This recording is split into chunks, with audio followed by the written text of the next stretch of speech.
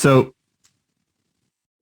what you have to realize is that this situates the meeting of the Lord, which is 40 days after, this situates the meeting of the Lord, or Candlemas, as being halfway between the winter solstice and the spring equinox. Nice, yeah. So to me, this sort of reveals or sort of brings out one of the most important facets of universal history. Okay, and this is why this is justly a universal history video, not just Richard talking about, feasts that he likes, right? And Groundhog Day.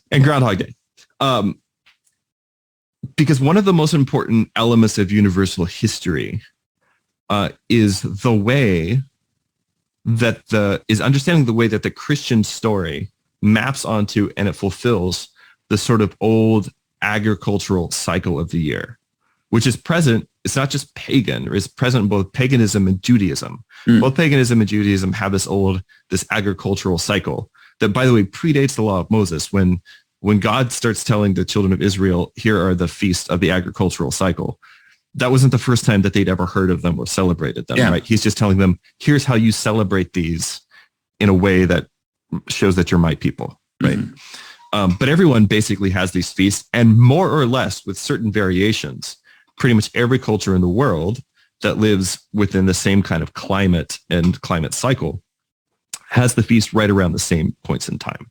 Okay. So what universal history does, one thing that we've talked about is the way that universal history shows how a group of people try to tie themselves into the Christian and the Roman story, right?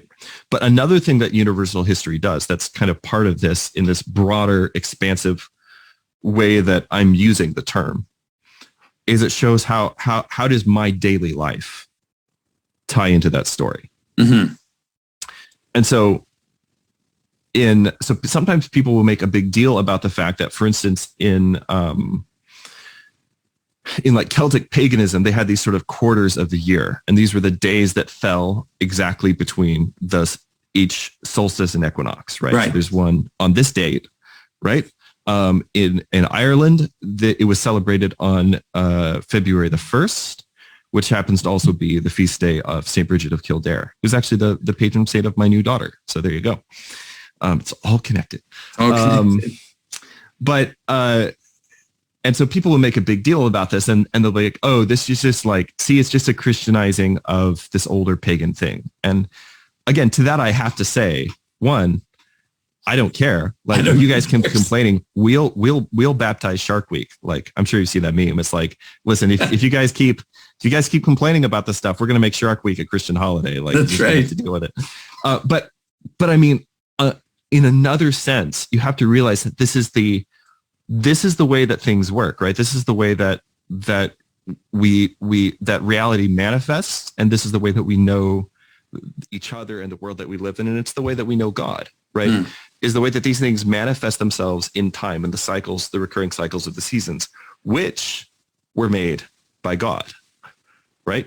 And so it's kind of like preposterous to think, and this is why I get heartburn from these people who are like, oh, well, this, a long time ago when I was a pastor of a church, there was a big fracas because we had a Christmas tree up in like the foyer, which is what Baptists call the narthex, Yeah. And some people are like, oh, well, that's